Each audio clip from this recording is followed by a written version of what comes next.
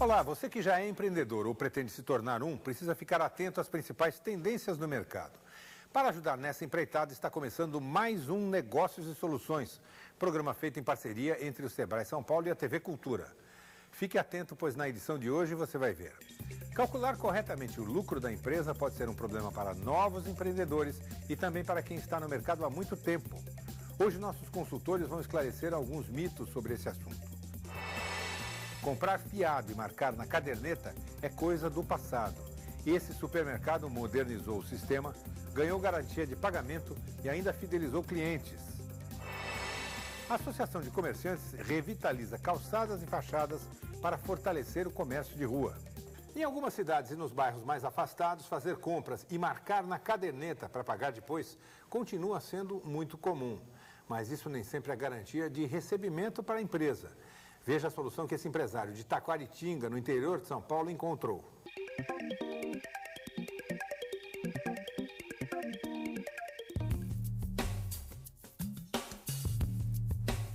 Bom, o negócio tem já 7 anos, né? E surgiu de uma oportunidade no bairro de não ter um supermercado, né? Em primeiro lugar, a gente não tinha nem clientes, né? A gente foi colocando mercadorias, tal, pré-datado, tudo nos pré-datado, né? Os clientes procuravam a gente para comprar o fiado, né? E uma alternativa que a gente podia oferecer para eles seria o cartão, né? Por não ter um custo para ele, não custo nenhum, né? Ele não tem um porquê não tem. Então ele pediu o fiado para a gente dava como alternativa para ele, para não negar e perder o cliente, a gente dava a alternativa de oferecer o cartão, um crédito do mesmo jeito, da mesma forma. A pessoa pode pagar até 40 dias sem juros, não tem custo, um cartão sem anuidade, né? A gente, através da APAS, né? E o banco por trás, a gente fechou uma parceria com eles, né? E trouxe o cartão, que geralmente é de grandes centros, grandes supermercados, a gente trouxe para o nosso negócio, né? Hoje está girando em torno de 2%. Vale pelo fato de que você não perde na venda, né? A venda é 100% garantida e você não perde de forma alguma. Ao contrário do que o fiado hoje, a pessoa não quer pagar, você não tem o que fazer, né? Não vai pagar mesmo. E com isso a gente consegue, além de aumentar as vendas, fidelizar o cliente junto ao ponto de venda através do cartão. Todo mundo sai satisfeito, né? O supermercado onde aumenta as vendas e o cliente que tem um crédito no estabelecimento próximo a ele, né?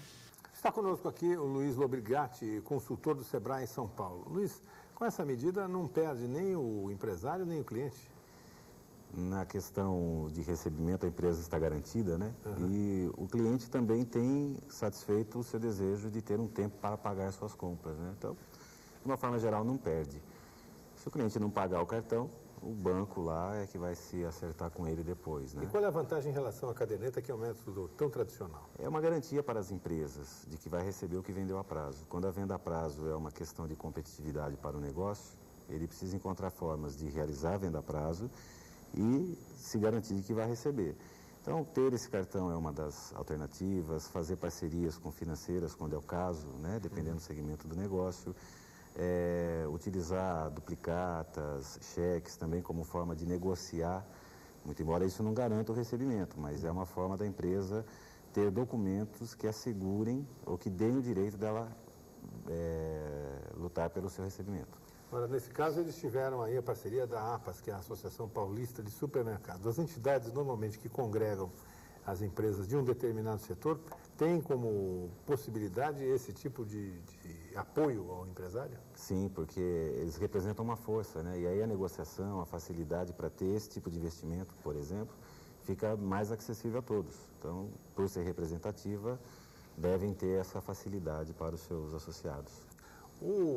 Muitas vezes o empresário do pequeno negócio, ele, digamos, embute no preço do produto o risco que ele tem da inadimplência. Isso. Ele deve reduzir o preço para conquistar mais clientes? Essa pode ser uma boa prática? É uma prática que vai favorecer, inclusive, agora um preço também mais competitivo. Afinal de contas, imaginando que o custo da inadimplência venha a ser maior do que um juros, como ele disse, né, 2%, ele pode adotar isso como um redutor de preço para ter também mais competitividade no preço. Mesmo porque, a cada dia mais, esses pequenos negócios de bairros mais afastados enfrentam a concorrência dos hipermercados que, instalados em vários pontos da cidade, competem pelo poder de fogo deles, né, de compra de muita mercadoria, de oferta de produtos a preço baixo, assim por diante. É um diferencial que eles encontram em relação aos grandes. Lembrando também que são momentos diferentes de compras, né? Então, tem também espaço para o pequeno, ainda nessa Ninguém condição. vai passar todo dia no supermercado para comprar pãozinho e 1 litro de leite. Exatamente. Mas a título de diferencial, todos eles têm que estar, toda empresa tem que se preocupar em ter alguma coisa de diferente para atrair, para ter a preferência do cliente, fazendo com ele negócios. Obrigado, Luiz. E agora você vai ver como é importante atender bem ao telefone de sua empresa. As dicas são da nossa consultora Sandra Chamas.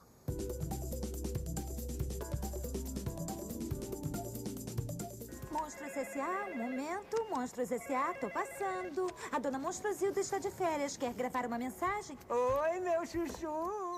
O atendimento ao telefone é tão importante quanto o cartão de visitas. É a primeira impressão que o cliente ou fornecedor tem da empresa, seja ela de pequeno ou grande porte. Quem atende ao telefone pode passar uma ótima imagem, mantendo uma atitude positiva. Se é o empresário que recebe as ligações, certamente ele dará maior atenção a cada telefonema. Mas se a empresa tem uma secretária ou telefonista, é preciso se preocupar em dar uma orientação no tipo de saudação que mais tem a ver com o negócio. Como, por exemplo, dizer o nome da empresa, o nome de quem atendeu e um bom dia. Mas às vezes o texto fica muito longo. Resultado, a recepcionista, preocupada em atender todos os chamados, acaba repetindo a saudação muito depressa. E quem ligou não entende nada. Vou dar um exemplo. Instituto de Fisioterapia, professor Augusto Esposel, Maria Aparecida, bom dia.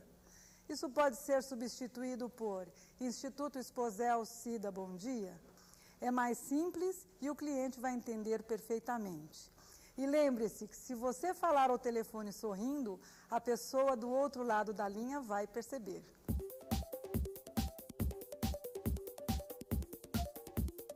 Meu nome é Cristina Marques, nós temos negócio de canetas, médico das canetas. Minha dúvida é sobre a margem de lucro. Eu queria saber como trabalhar com a margem de lucro. Margem de lucro é quanto cada um de seus produtos contribui para o lucro da empresa. No caso do seu negócio, se fosse um conserto, seria o valor que sobra depois que você paga todos os gastos, ou seja, peças, mão de obra e impostos. Agora, se fosse uma venda, seria o valor que sobra, tirando o quanto você pagou pela mercadoria. Você viu aí a nossa definição para esse termo que causa tanta confusão. Mas o assunto lucro não para por aqui. No próximo bloco você vai ver. Papelaria cometeu alguns equívocos até conseguir chegar ao cálculo correto do lucro.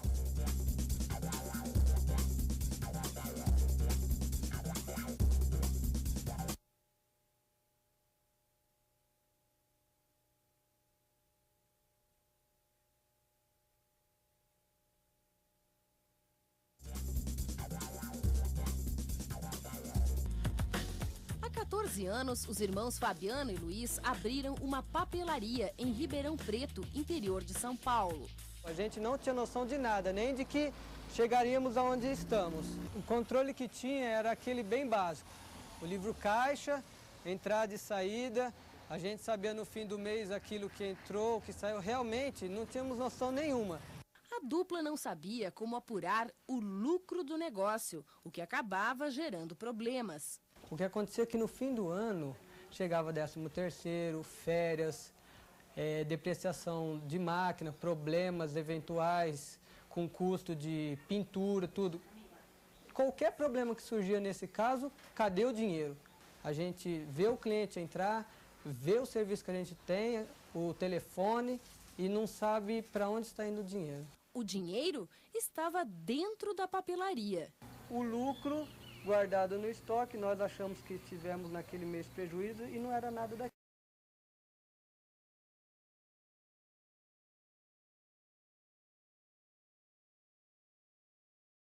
Gastamos mais do que deveríamos, no certo. Não tinha noção nenhuma de compra também.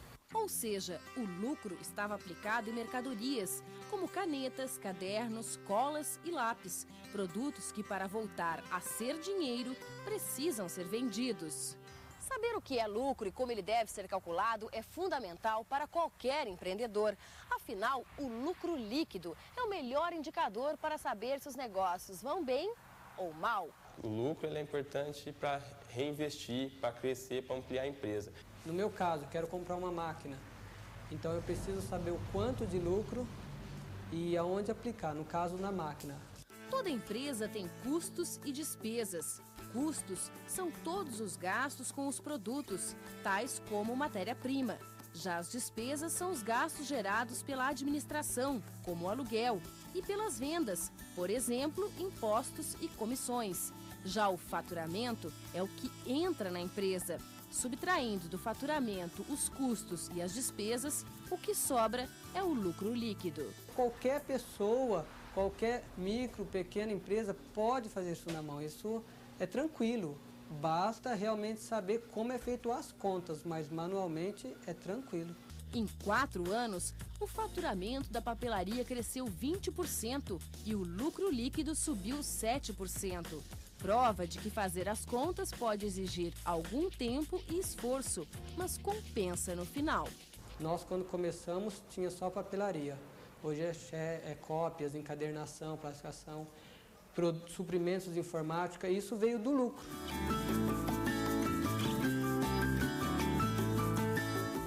Além do Luiz Lobrigatti, que você já viu, está com a gente também o Alessandro de Souza, consultor também do Sebrae São Paulo. Bom, queria começar pelo seguinte: essa fórmula que o menino da papelaria utilizou para calcular o lucro serve para todas as empresas? Sim, o pensamento para saber o lucro é isso daí, né? O que a empresa vende e o que ela tem de custos e despesas em cada mês e, por consequente, pelo ano todo. O cuidado ali é que não são as despesas especificamente do mês, e sim a despesa média que a empresa tem. Para lembrar de coisas, como ele disse... Que não paga naquele mês, paga no mês seguinte? 13º, as tais das manutenções, né, gastos com propaganda. Então, esse mês, ou cada mês, tem que ser suficiente para a empresa arrecadar, né, em vendas e em lucro, o suficiente para todos os gastos. Agora, Alessandro, as decisões de investimento ficam mais fáceis depois que a pessoa sabe exatamente qual é o lucro que ela está tendo e se está tendo lucro? Sim, ela fica mais fácil, né, na medida que o empresário vai registrando ao longo do mês o que está tendo de custo, quer dizer, o que está relacionado aos produtos que ele vende, né, e o que ele tem de despesa, o que está relacionado com a administração do negócio, ele começa a ter um indicador, né, e essa conta que foi apresentada é um sinal se ele está no bom caminho ou se ele está no mau caminho. Uma vez que sobra no final do período, né, sempre o lucro é medida de um período, ele não é uma coisa diária, é importante pegar um período, né, imaginando um período de 1 ano. No final de 1 ano ele pode medir quanto que ele teve de lucro com o negócio, e aí ele consegue, se ele tem isso registrado, se ele tem isso planejado, se ele sabe para onde que ele está indo com o negócio, esse lucro ele vai ter maior condição de aplicar, de decidir se ele compra uma máquina ou se ele investe em treinamento do seu pessoal, enfim. Mas se ele sabe para onde ele está indo. Eu gostaria até de aproveitar para dizer que o lucro não é uma coisa que vai acontecer na empresa ao acaso. Isso. O empresário tem que desejar um valor de lucro e estabelecer ações na empresa que vão fazer com que ele chegue a esse valor. Nisso ele pode enxergar momentos ruins, ou sazonalidades, quedas de vendas, onde ele vai então... Às vezes, quando o negócio está começando, você ainda não conquistou a clientela. Também, né, que é uma questão da maturação da empresa no mercado. Então, ele pode contemplar essa situação, né, de sazonalidades. Se são problemas específicos de não atingir as metas, né, ele precisa rever todo o negócio para ver onde que pode estar algum erro que não está fazendo com que ele chegue ao valor desejado de lucro. Problemas mesmo de mercado, de repente não estou me comunicando bem, não estou com os produtos adequados ao perfil do cliente que eu pensava, e nisso pode ser o que está comprometendo o lucro. Então, disso a gente gostaria de deixar claro que precisa planejar o que a empresa precisa de investimentos, o que ele espera ter de retorno de capital, né? E traçar os planos, as ações para conseguir chegar a esse lucro. É uma comparação grosseira, fala que é mais ou menos que nem dirigir um carro, que você tem um painel de instrumentos com várias indicações, velocidade, quanto você tem de gasolina, o conta-giro, qual é a pressão do óleo, ou dirigir um carro que não tem nada na frente, você vai só no Só na raça? É uma boa comparação, porque assim, o lucro, ele é consequência, né? Então é como se estivesse pisando no acelerador e o ponteiro está marcando, mas é teu pé que está pisando ali. Então ele só registra o que foi que aconteceu.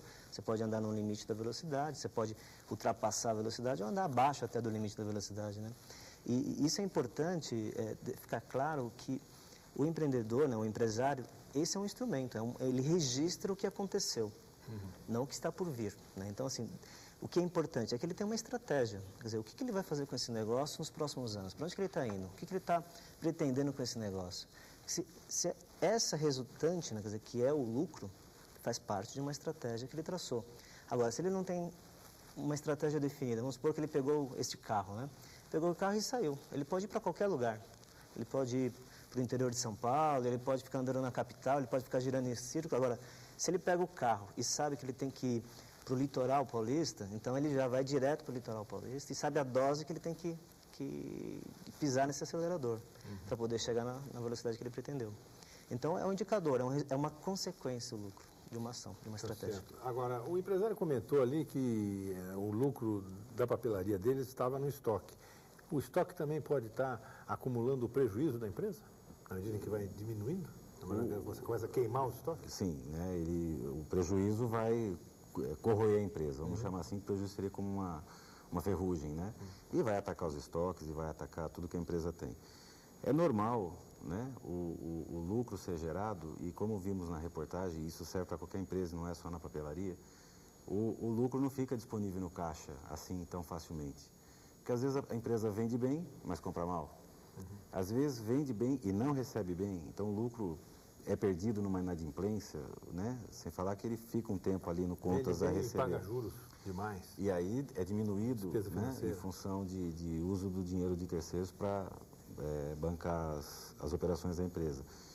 Então o empresário também tem que ter essa consciência e tem uma distinção. O caixa é um controle essencial e indica a sobra ou a falta de dinheiro no caixa. Mas precisa também ter essa medição do lucro, né, para ver o que a empresa está gerando e principalmente perseguir onde está. Então tem que ter acompanhamento dos estoques, acompanhamento das vendas a prazo, verificar os pagamentos de impostos que já foram até deduzidos, né, dessa conta do lucro. E verificar se ele não está fazendo investimentos. Nós observamos, isso a gente observa em várias empresas. A empresa cresce, né, expande, aumenta itens do estoque, aumenta espaço, né, e consequentemente aumenta as vendas, graças a um lucro que foi gerado e usado na empresa.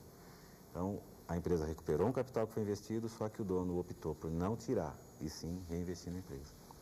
Ok, obrigado, Alexandre, obrigado, Luiz. E vamos ver agora os pontos principais da nossa conversa para você anotar. É preciso planejar e definir uma meta de lucro. O lucro é uma consequência do planejamento. O prejuízo corrói o estoque e a saúde da empresa. As decisões de investimento ficam mais fáceis quando o lucro é bem apurado. Só com controles é possível apurar o lucro. O lucro é um sinal de que a empresa está no caminho certo. Se ainda ficou alguma dúvida ou você quer fazer uma pergunta específica sobre o seu negócio, fale com os consultores do Sebrae São Paulo por e-mail. O endereço é sebrae.tv@sebraesp.com.br. Se preferir, você pode fazer um curso. Até o final do ano, o Sebrae está realizando a primeira jornada de capacitação. Cerca de 30 cursos de gestão empresarial são oferecidos com preços até 50% mais baratos. As informações estão no portal. O endereço é www.sebraesp.com.br. Nós voltamos depois do intervalo.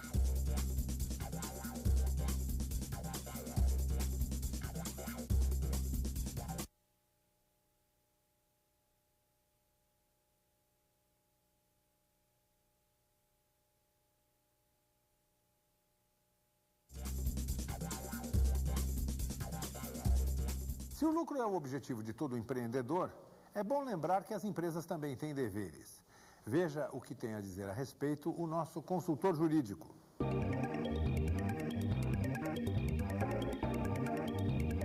O lucro é fundamental para que a empresa alcance o sucesso. Mas para a lei, isso não é o bastante. As empresas desempenham uma função social muito importante e o lucro não pode ser visto isoladamente.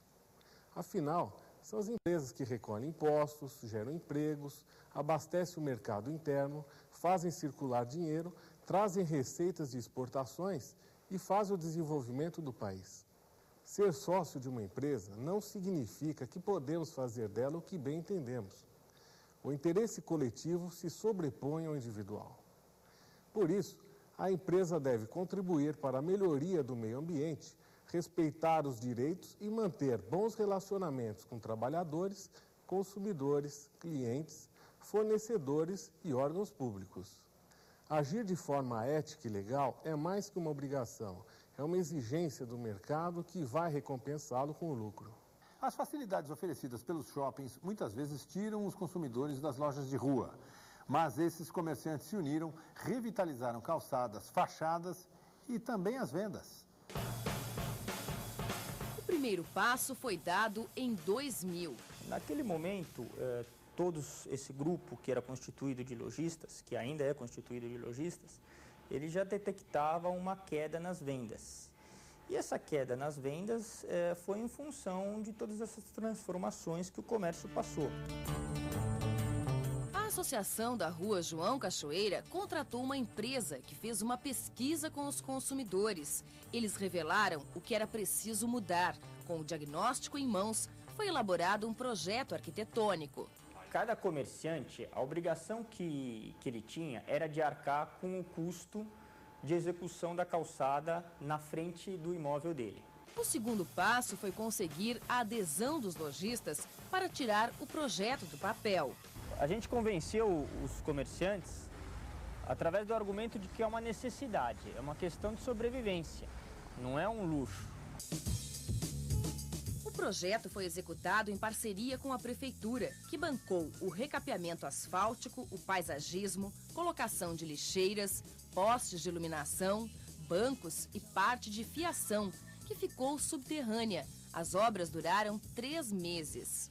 O projeto de revitalização da Rua João Cachoeira ganhou adesão de 90% dos lojistas e os resultados do investimento apareceram logo no primeiro mês após o término das obras. As vendas em dezembro de 2003 foram 23% superiores às de dezembro de 2002. É ótimo, né? A gente que mora aqui no bairro pode fazer as compras aqui mesmo, sem precisar ir para outros lugares. Ficou muito mais agradável, mais confortável. E este caminho ainda tem muito chão pela frente.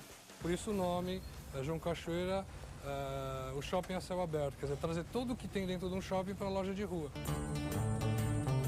O exemplo da João Cachoeira agora vai se repetir em outras ruas de forte vocação comercial, como a 12 de outubro, na Lapa. A iniciativa da João Cachoeira também inspirou a criação, na FEComércio, do Conselho das Ruas Comerciais. Os bairros têm toda uma cultura. O Brás é o centro atacadista, o Bom Retiro é o centro varejista, a Rua João Cachoeira é um atendimento de classe média. Então, tem toda uma história que precisa ser revivida.